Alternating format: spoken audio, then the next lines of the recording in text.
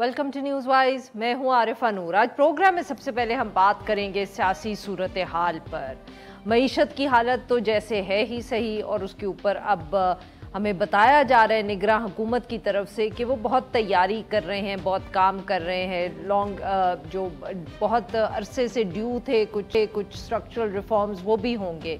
मगर दूसरी तरफ अगर हम सियासी सूरत हाल पे नज़र दौड़ाएं तो वहाँ जो हलचल है वो एक चल ही जा रही है। एक तरफ तो इलेक्शंस की तारीख का मामला है, उस पर भी हम बात करेंगे, तो दूसरी तरफ पाकिस्तान पीपल्स पार्टी ने आजकल कुछ एक्साइटमेंट की हुई है। बिलावल भुट्टो जरदारी साहब गुज़िश्ता दिनों में जो है काफ़ी मुतहर्रिक हुए हैं। लगता है कि उन्होंने अपनी जो इलेक्शन कैंपेन है पाकिस्तान पीपल्स पार्टी की वो शुरू कर दी है, और इसी तरह इस एक गुफ्तगू करते हुए उन्होंने ये कहा कि इलेक्शन जो हैं वो जल्द 90 दिन में ही होने चाहिए। और ये बात जो है ये इसलिए इतनी अहम बन गई और इसके ऊपर बहुत बहस हुई क्योंकि ये बात जब उन्होंने की तो उन्हीं दिनों में उनके जो वालिद हैं साबिक सदर आसिफ अली जरदारी साहब, उनका एक बिल्कुल मुख्तलिफ सा बयान सामने आया जिसमें उन्होंने कहा कि जो इलेक्शंस हैं वो आइन के मुताबिक इलेक्शन कमीशन ही करवाएगा, और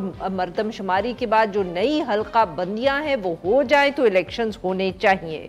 उन्होंने साथ में ये भी कहा कि मुल्क में एक माशी बहरान है और इसकी वजह से सियासत से पहले हमें मईशत की फ़िक्र करनी चाहिए क्योंकि मुल्क के लिए ये ज़्यादा ज़रूरी है। अब ऑब्वियसली बिलावल भुट्टो जरदारी साहब जो है उनका बयान इससे मुख्तलिफ था। बहुत बात हुई, बहस हुई। बिलावल भुट्टो जरदारी साहब से भी इस पे पूछा गया जिस पे उन्होंने इस तरह की गुफ्तगू की कि आसिफ अली जरदारी साहब उनके वालिद हैं, घर पे वो उनकी सब बातों जो है वो सुनते हैं, मगर आसिफ अली जरदारी साहब के जो सियासी बयानात हैं उसके अंदर उनके ख़यालात जो है वो मुख्तलिफ हो सकते हैं। बिलावल भुट्टो जरदारी साहब का ये भी कहना था कि सियासी और आइनी मामलात जो हैं वो पाकिस्तान पीपल्स पार्टी की CEC के जो फैसले हैं उसके ऊपर पार्टी के ऊपर उन CEC के फैसलों की पाबंदी है। बिलावल भुट्टो जरदारी साहब ने साथ में एक और भी बहुत अहम बात की। उन्होंने कहा कि एक तरफ तो उन्होंने PTI को पैगाम दिया, उन्होंने कहा हम आपसे डरते नहीं हैं, हम आपका मुकाबला करेंगे, और उन्होंने ये भी कहा कि जो बाकी इत्तेहादी जमातें हैं वो खौफजदा हैं, इलेक्शन से भागना चाहती हैं। हम यानी कि पाकिस्तान पीपल्स पार्टी नहीं भागेंगे। और उन्होंने ये भी कहा कि पाकिस्तान तहरीक इंसाफ का मुकाबला वो निगरान वज़ीर आज़म की ताकत से नहीं बल्कि अवाम की ताकत से करेंगे। दूसरी तरफ पाकिस्तान तहरीक इंसाफ के तो जो कानूनी मसाइल हैं वो जारी हैं। अभी तक परवेज़ इलाही साहब की जो बेल हुई थी या जो कोर्ट ने ऑर्डर्स पास किए थे उनके ऊपर अमल दरामद नहीं हुआ, तो आज इत्तला आ रही है कि लाहौर हाई कोर्ट ने जो IG इस्लामाबाद है उनके तो अरेस्ट वारंट्स भी इशू कर दिए हैं। मगर ज़्यादा अहम बात यह है कि पाकिस्तान तहरीक इंसाफ ने ख़त लिखा सदर को कि वो इलेक्शन की तारीख का ऐलान कर दे। थोड़ी देर पहले ये बात भी बहुत जो थी गर्म थी चैनल्स पे कि शायद सदर मुमलिकत जो हैं वो ये फ़ैसला कर चुके हैं और थोड़ी देर बाद वो इलेक्शंस की तारीख का ऐलान कर देंगे।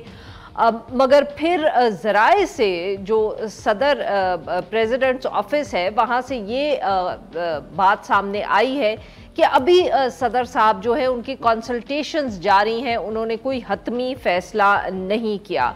जब ये ख़बर सामने आई कि वो शायद ये ऐलान कर देंगे तारीख का, तो उस वक्त मुस्लिम लीग नवाज़ के जो रहनुमाए अता तारड़ साहब, माफ़ करिएगा, तो उन्होंने भी एक मीडिया टॉक की और कहा कि जो आरिफ अलवी साहब है उनकी जो ओहदा है उसकी मियाद जो है वो पूरी हो चुकी है। अब वो एक निगरां सदर है, इसलिए उनके पास ये पावर ही नहीं है कि वो इलेक्शन की तारीख का ऐलान करें। ये सारी सूरत हाल जो है इसके ऊपर बात करने के लिए आज हमारे साथ मौजूद है सेनेटर हमायूं मोहम्मद, सीनियर रहनुमाए पाकिस्तान तहरीक इंसाफ। हमें ज्वाइन किया है राना एहसान अफजल खान साहब से, सीनियर रहनुमाए पाकिस्तान मुस्लिम लीग नवाज़, और ताज हैदर साहब ने भी हमें ज्वाइन किया है, सीनियर रहनुमाए पाकिस्तान पीपल्स पार्टी। ताज हैदर साहब, सर आपसे गुफ्तगू का आगाज़ करेंगे। सर बताइएगा कि ये बिलावल भुट्टो जरदारी साहब का बयान, दूसरी तरफ आसिफ अली जरदारी साहब का बयान, सर सचमुच जो वालिद साहब का मौक़िफ़ है उससे बिलावल भुट्टो जरदारी साहब का मौक़िफ़ ना सिर्फ फ़र्क है बल्कि वो उसको पब्लिकली भी अब एक्नॉलेज कर रहे हैं? ہاں تو فرق ہے تو کیا ہوا؟ سر ہم تو پوچھ رہے ہیں، میں نے کون سا کہا کہ بری بات ہے، میں تو آپ سے کنفرم کروانا چاہ رہی ہوں. ایسی کیا بات ہے اگر فرق ہے؟ جی ہم نے سینٹرل کمیٹی نے فیصلہ کیا تھا کہ ہم فالو کریں گے یہ کہ 90 ڈیز کے اندر الیکشن ہو. تو کیا صدر زرداری صاحب جو ہے وہ سی ای سی کے فیصلے کے پابند نہیں ہیں؟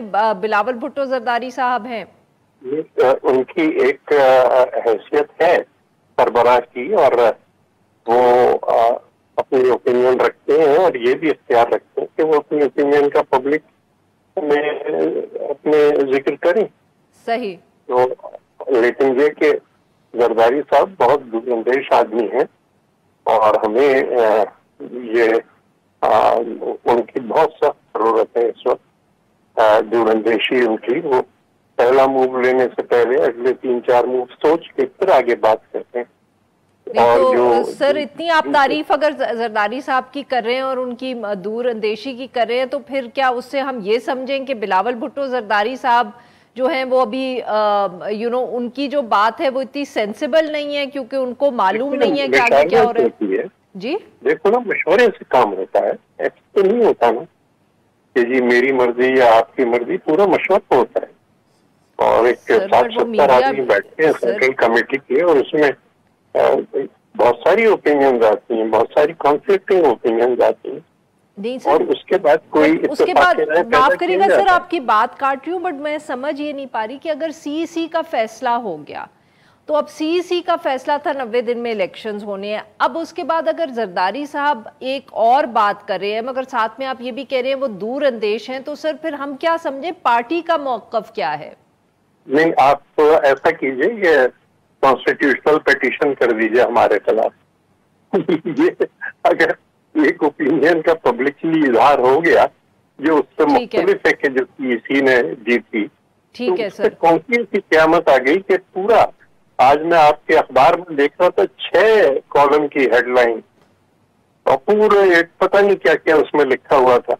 اور وہ جو لاکھوں آدمی چیئرمین بلاول بھٹو کو ریسیو کر رہے ہیں سڑکوں پہ اس وقت، اور جس طریقے سے کیمپین چل رہی ہے اس کا ذکر تک نہیں. بالکل ٹھیک سر، اگر آپ اجازت دیں تو میں یہاں رانا احسان صاحب کو بھی شامل کر لوں گفتگو میں. رانا صاحب 2 چیزیں سر، ایک تو یہ ذرا بتائیے گا کہ آپ کے خیال میں بلاول بھٹو زرداری صاحب کس اور اتحادی جماعت کی بات کریں جب وہ کہہ رہے کہ الیکشن سے بھاگ رہی ہیں اتحادی جماعتیں؟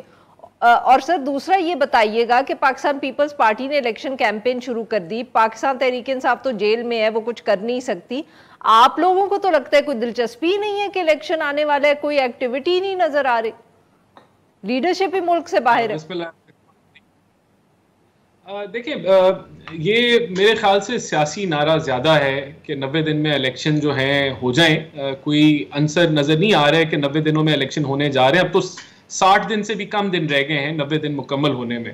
اور جب آپ نے سی سی آئی کے اندر یونینیمسلی آپ نے سپورٹ کیا ہو کہ سینسس جو ہے وہ ہونا ہے، جو کہ ایک آئینی پروسیس ہے، تو ڈی لیمیٹیشن بھی اس کا جو ہے وہ حصہ ہے اور وہ مکمل ہو رہا ہے. اور اس کے مطابق جو ہے وہ جنوری کے اندر الیکشنز ہیں، تو کوئی جماعت جو ہے وہ الیکشن سے نہ بھاگ سکتی ہے، چاہتے ہوئے بھی نہیں بھاگ سکتی. چاہنا تو ایک علیحدہ بات ہے کہ کون چاہتا ہے کون نہیں چاہتا، یا کوئی ڈرا ہوا ہے، ایسی کوئی بات نہیں ہے. لیکن چاہتے ہوئے بھی ہم الیکشن سے ایسی کوئی بات نہیں ہے سر، مگر پھر بھی آپ معاف کریے گا سر، آپ کہہ رہے ہیں کہ کوئی الیکشن سے بھاگ نہیں سکتا، مگر ساتھ میں آپ پاکستان مسلم لیگ نواز جو ہے وہ انڈورس بھی کر رہی ہے کہ 90 دن سے اوپر الیکشن چلے جائیں تو کوئی فرق نہیں پڑتا، آئین سے مطلب کہ آئین کی وائلیشن ہو جائے تو خیر ہے.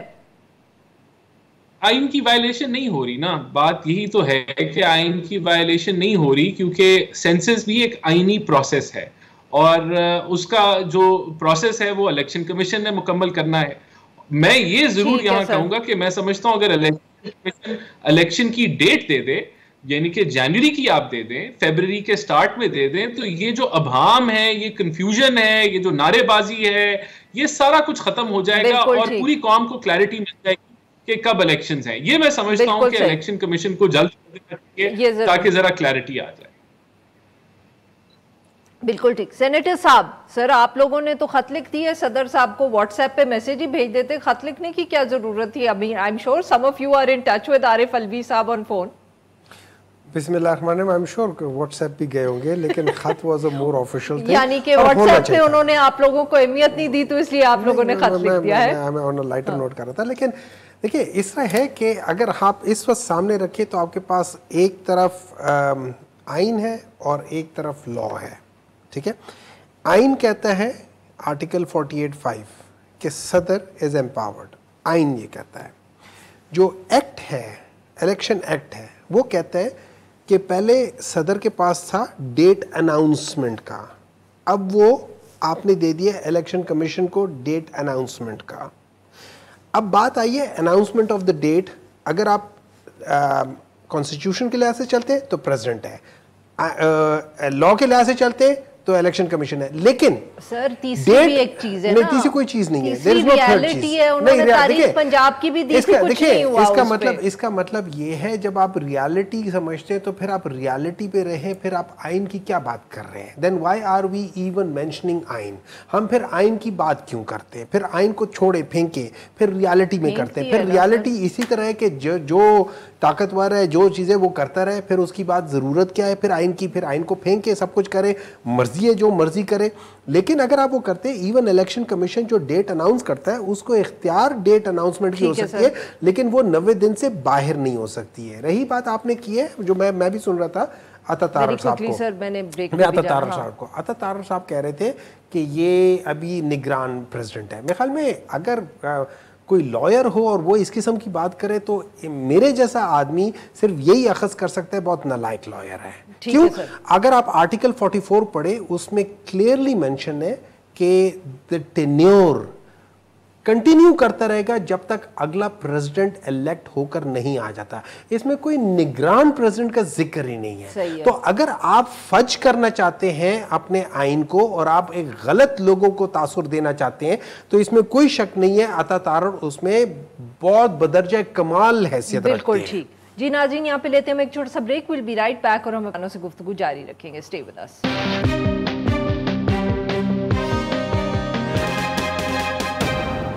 वेलकम बैक नाज़रीन, हम गुफ्तगू कर रहे हैं सेनेटर हुमायूं मोमन साहब से, ताज हैदर साहब से और राना एहसान अफजल खान साहब से, और हम बात कर रहे हैं सियासी सूरत हाल पे। ताज हैदर साहब, सर पाकिस्तान तहरीक इंसाफ तो अब कोर्ट वो पिटिशन उनकी चली गई है, जमात इस्लामी की भी चली गई है। सर आप सीईसी का जिक्र कर रहे हैं, बिलावल भुट्टो जरदारी साहब का भी मौक़िफ़ सामने आ गया है, वो पब्लिकली कह रहे हैं। तो सर क्या इज देयर एनी चांस कि आप लोग भी इस मामले को कोर्ट में लेके जाएंगे? देखिए, जो तहरीक इंसाफ है उनको तो जाहिर है किसी किस्म की परवाह नहीं है। जो निगरान हुकूमत पंजाब की है और फेडरल गवर्नमेंट वो उनकी कैंपेन चला रही है। और सर ये तो जरा समझाइएगा, माफ करिएगा आपकी बात काट रही हूँ, ये तो समझाइएगा इसका क्या मतलब हुआ सर? मतलब वो सिंपैथी फैक्टर जो है अवाम का वो उनकी तरफ मोड़ है। सही। जेल में से निकाला, फिर जेल में डाला, फिर जेल। तो एक तो प्रैक्टिस हो रही है जेल जाने और आने की, जो कि बहुत से लोगों को शायद पहले नहीं, लेकिन जो कि जरूरी है किसी भी सियासी वर्कर के लिए। दूसरे ये कि सिंपैथी फैक्टर सारा का सारा ये निगरान हुकूमत को उनकी तरफ ले जा रही है। साजिश है सर। हम जो है वो सड़कों पर मारे मारे फिर रहे, पसीने बहा रहे हैं। हमें तकलीफ हो रही है, वो आराम से बैठे हुए। बिल्कुल ठीक सर। सर अगर आप इजाजत दे तो यही बात मैं अब सेनेटर साहब के पास लेके आऊं। सर साजिश, ताज हैदर साहब कह रहे हैं साजिश है। मुझे ऑनेस्टली आप लोगों को लीडर बना दिया आप लोगों को। देखिए लीडर उन किसी ने क्या लीडर बनाना है बात।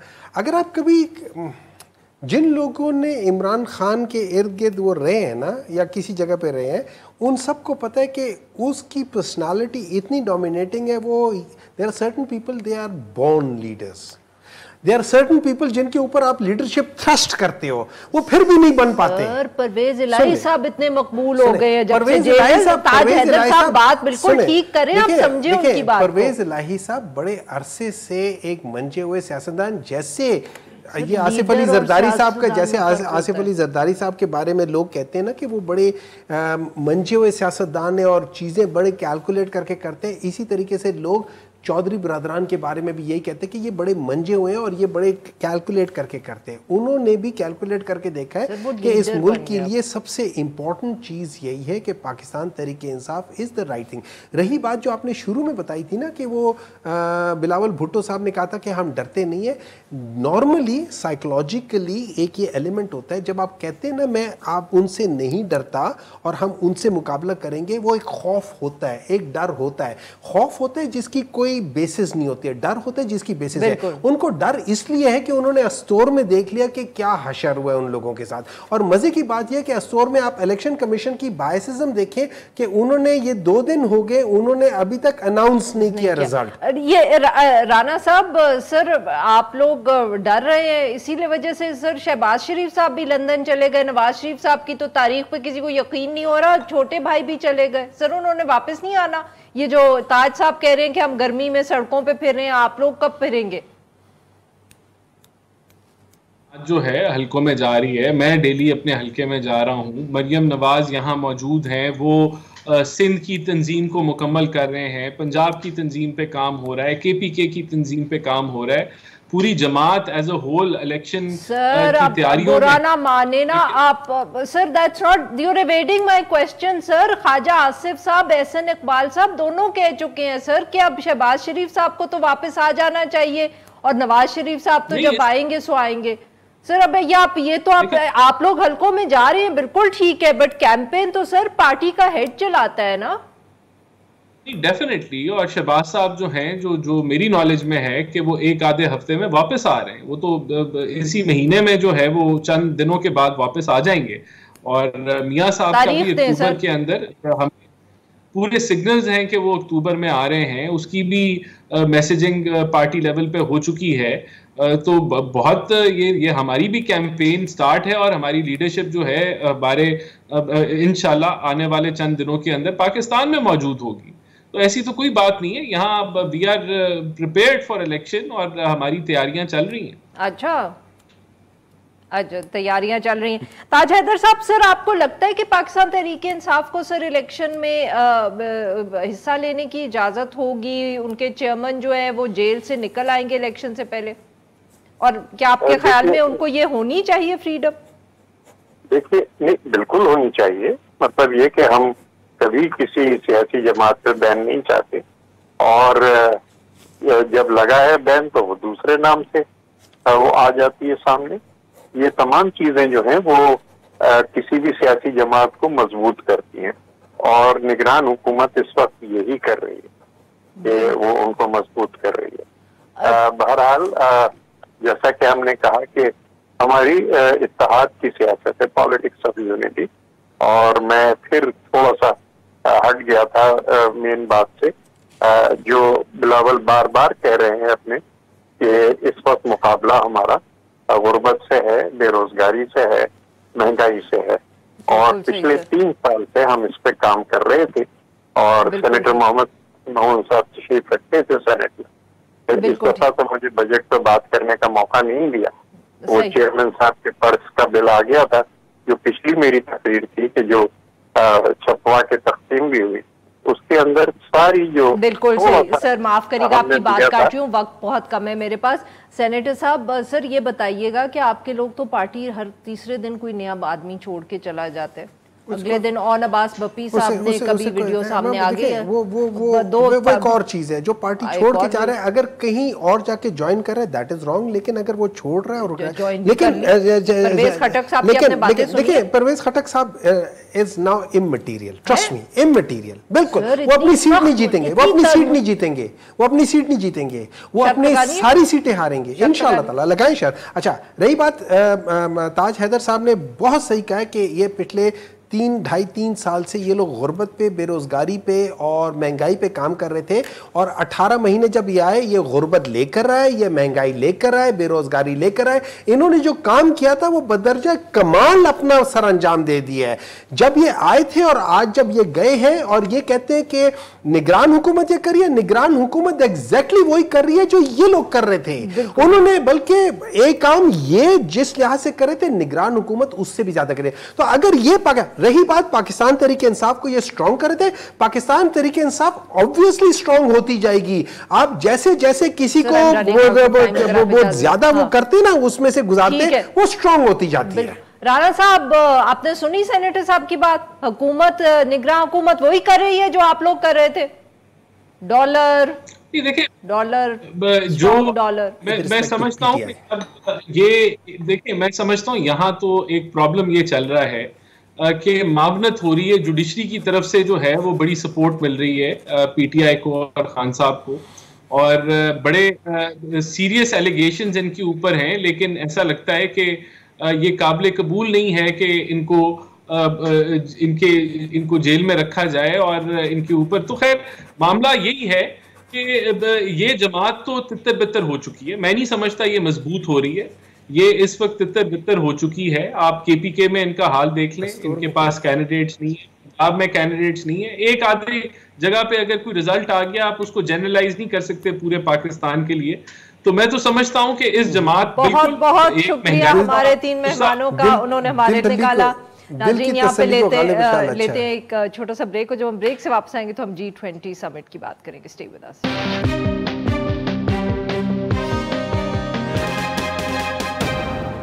वेलकम बैक नाज़रीन। प्रोग्राम के इस हिस्से में हम जिक्र करेंगे भारत में पिछले दिनों जो G20 की कॉन्फ्रेंस हुई। बहुत से ममालिक जो थे, अमेरिका, रूस, चीन, इंडिया, सऊदी अरब, तुर्की, ये शामिल हुए। बहुत ऑब्वियसली नज़रें दुनिया की जो इंटरनेशनल प्रेस की थी वो इस कॉन्फ्रेंस को देख रही थी, इस पर रिपोर्ट कर रही थी। पाकिस्तान के लिए ऑब्वियसली बहुत इंटरेस्ट रहा इसमें, ख़ास तौर पे 2 वजह थी। एक ये कि उससे पहले ये कुछ इतलात आ रही थी या कयास राई हो रही थी पाकिस्तान में कि जो सऊदी वली अहद हैं वो भारत के दौरे के साथ साथ शायद पाकिस्तान में भी स्टॉप ओवर करेंगे। मगर जो दूसरी अहम और ज़्यादा बड़ी ख़बर है वो ये थी कि जब ये कॉन्फ्रेंस ख़त्म हुई तो एक ये ऐलान किया गया कि इक़्तिसादी राहदारी का जो मंसूबा है उसके MOU पर दस्तखत हुआ है, सऊदी वली अहद का भी और ममालिक का भी। और कहा यह जा रहा है कि ये जो कॉरिडोर होगा इससे कोशिश की जाएगी कि ट्रेड और जो इकोनॉमिक रिलेशंस हैं वो बढ़ाए जाएं। इस सारे मामले पर गुफ्तगू करने के लिए आज मौजूद हैं डॉक्टर मलिया लोधी साहिबा, ये फॉर्मर परमानेंट रिप्रेजेंटेटिव पाकिस्तान की रही हैं यूनाइटेड नेशंस, और हमें ज्वाइन किया जाहिद हुसैन साहब ने, सीनियर तज्जियाकार हैं। Welcome to the show both of you. Doctor साहिबा, आपसे गुफ्तगू का आगाज़ करेंगे। किस तरह आपने देखा G20 की जो कॉन्फ्रेंस थी, ऑब्वियसली और जो ख़ास तौर पे ये MOU का बहुत जिक्र हो रहा है जब ये कॉन्फ्रेंस मुकम्मल हुई? आरफा, इसमें देखें बहुत पहलू हैं इसके, जिसमें कि एडवांस भी हुआ है, ये ग्रुपिंग जो है प्रोग्रेस हुई है इस पे, और कुछ एरियाज हैं जहां सेटबैक्स भी हुए हैं। तो हमें दोनों को मद्देनजर रखना चाहिए।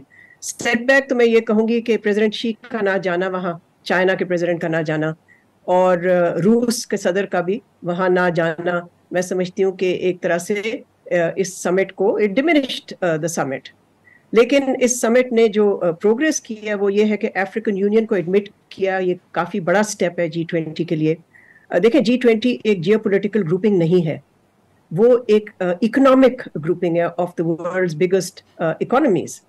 और आपको पता है कि इसकी तारीख यही है कि जब ग्लोबल फाइनेंशियल क्राइसिस आए तो उस वक्त इसको क्रिएट किया गया और इट टुक शेप, जबकि ज़रूरत पेश आई कि जो दुनिया की बड़ी इकोनॉमीज़ हैं उनको चाहिए है कि वो अपनी पॉलिसी को कोऑर्डिनेट करें ग्लोबल इकोनॉमी पे।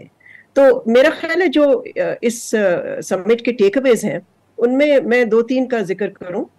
एक तो ये है कि जो यूक्रेन पे जो डिसएग्रीमेंट हुई वहाँ, उसकी वजह से जो यूक्रेन पे इस कम्युनिके में जो हिस्सा है, पैराग्राफ्स जो हैं, वो काफ़ी हद तक डाइल्यूट किए हैं, जो कि बाली समिट में हुए थे पिछले साल.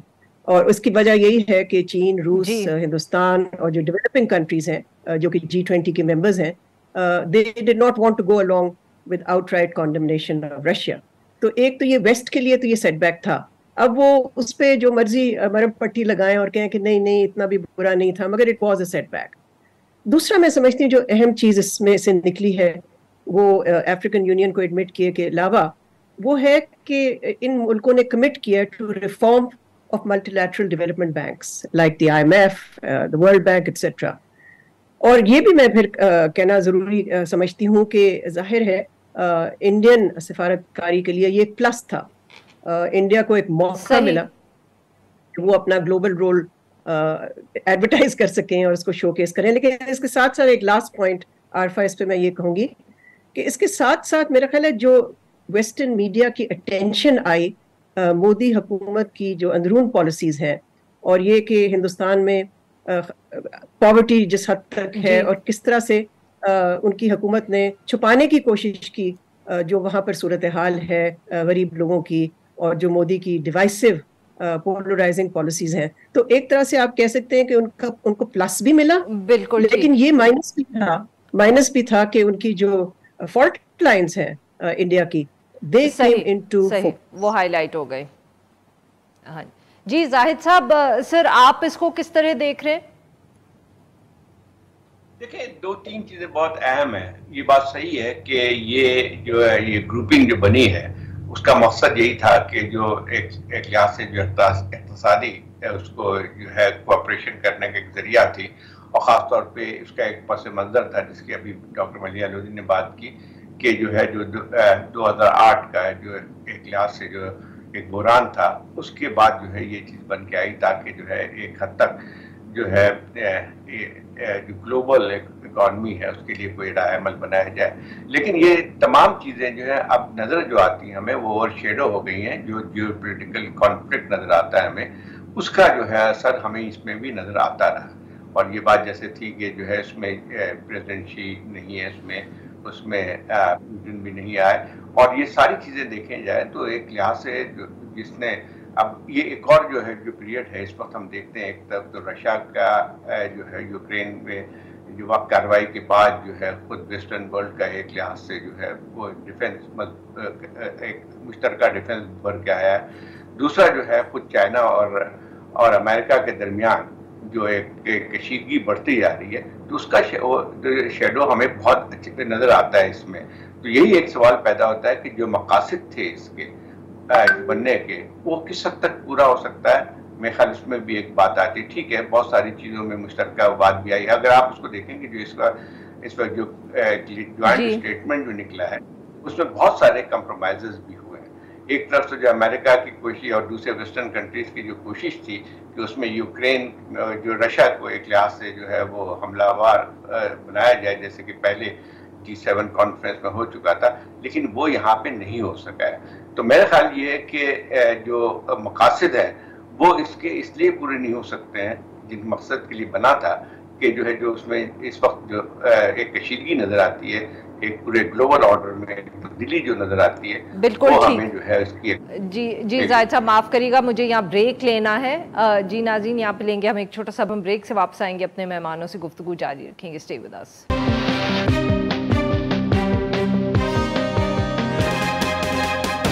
वेलकम बैक नाज़रीन, हम गुफ्तगू कर रहे हैं डॉक्टर मलिया लोधी साहिबा से और जाहिद हुसैन साहब से, और हम उनसे बात कर रहे हैं जो G20 का समिट हुआ भारत में पिछले दिनों. डॉक्टर साहिबा, ऑब्वियसली जब भी भारत में कोई इवेंट होता है तो इनेविटेबली फिर पाकिस्तान पे भी या पाकिस्तान की मईशत के हवाले से आजकल बहुत गुफ्तगू शुरू हो जाती है. फिर सऊदी वली अहद का कोई एक स्टॉप ओवर का जो था कयास राई उस बारे में भी हो रही थी, वो भी नहीं हुई. आपके ख्याल में क्या अहमियत देने की ज़रूरत है ये जो एक कंपैरिजन हो रहा था पाकिस्तान का, या ये this is not really serious analysis आपके इन दिस कॉन्टेक्स्ट? आरफा, पहले तो मैं उस पर कमेंट करना चाहूंगी जो आपने शुरू में जिस चीज़ की बात की, जो कि sidelines of the G20 summit जो एग्रीमेंट हुई वहाँ, امریکہ، سعودی عربیہ اور ممالک کے درمیان، جس سے کہ ایک اکنامک کوریڈور کا پلان ہے جو کہ انڈیا کو لنک کرے گا with many countries in the Middle East and then onwards to Europe. تو یہ بہت بڑا پروجیکٹ ہے، مگر اگین اس پہ جو چیز حاوی ہے وہ ہے چین.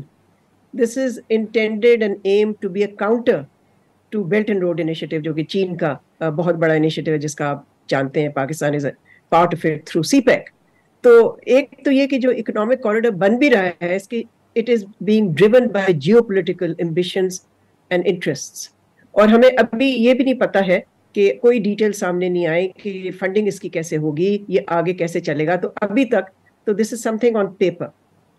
تو یہاں پر جو جس قسم کی قیاس آرائیاں ہو رہی تھی جس کا آپ نے ذکر کیا، وہ کسی حد تک اس لیے بھی تھا کہ فوکس آ رہا تھا کہ جی Saudi Arabia is now involved in this big project.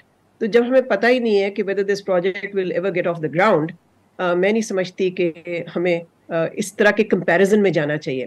I also think کہ اس طرح کے comparisons are not very helpful or useful.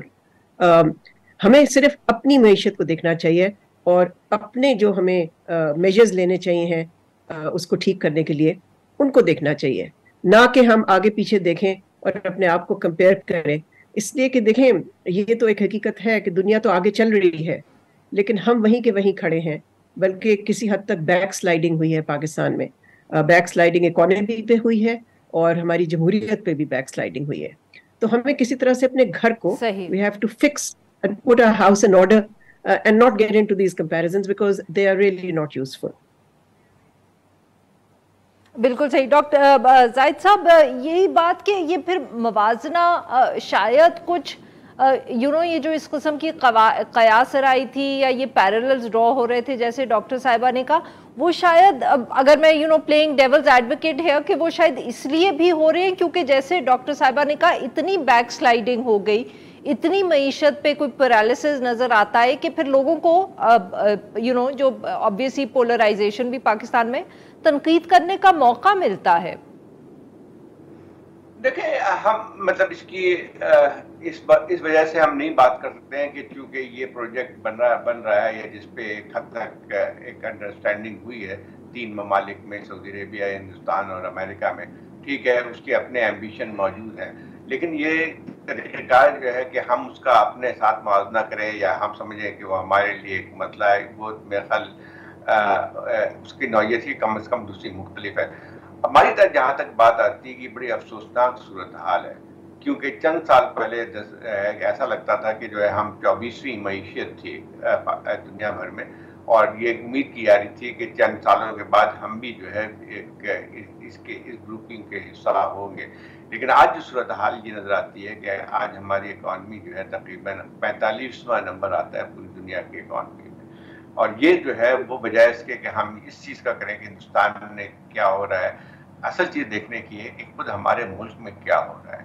اور جب تک ہم اگر اسی چیز میں پھنسے رہیں گے، ٹھیک ہے جو دنیا ہے وہ آگے کی طرف بڑھ رہی ہے، لیکن ہمیں جب دیکھنا چاہیے کہ ہم جو کہاں پہ کھڑے ہوئے ہیں، اور جب تک ہم ان مسائل کو جو ہے کی طرف توجہ نہیں دیں گے جس کی وجہ سے آج ہماری صورتحال یہ ہے کہ ہم جو ہے اور زیادہ میں خیال آئندہ چند سالوں میں اگر یہی صورت رہتی ہے تو ہمارا نمبر جو ہے 50واں 60واں نمبر شاید ہو جائے گا، اور یہ خاصی ایک تشویشناک بات ہے. اب یہ دیکھیں نا کہ اس میں صرف G20 کو تو چھوڑ دیں، برکس میں جو ہے وہ ایک لحاظ سے اس میں ایکسپینشن ہوئی ہے، اور اس ایکسپینشن میں بہت سارے ایسے ممالک شامل ہوئے ہیں جو کہ اگر ایتھوپیا بھی اس میں شامل ہوا ہے، اس میں ارجنٹینا بھی شامل ہوا ہے، اس میں اور بھی ممالک جو ہیں اس میں شامل ہوئے ہیں، لیکن ہمارا نمبر ہم وہاں پہ بھی کہیں نہیں کھڑے ہوئے ہیں. تو یہ ایک لحاظ سے ہمارے لیے لمحہ فکریہ ہے کہ آج دنیا میں جو ایک ترقی ہو رہی ہے اس میں ہم کہیں اپنے آپ کو نہیں پاتے ہیں، چاہے ہم کتنا بھی اپنے آپ کو کلیم کریں کہ ہم ایک نیوکلیئر پاور ہیں، لیکن اس کی حیثیت کچھ بھی نہیں رہتی ہے جب آج صورتحال یہ ہے کہ معاشی طور پہ ہم لوگوں مطلب دوسرے ممالک کے جو ہے ڈیپینڈنٹ ہیں. ہمارا جو ہے ہر وقت خطرہ جب یہ بہت بہت شکریہ ہمارے 2 مہمانوں کا، انہوں نے یہ وقت نکالا. ناظرین آج کے لیے بس اتنا ہی. We'll be back tomorrow at the same time.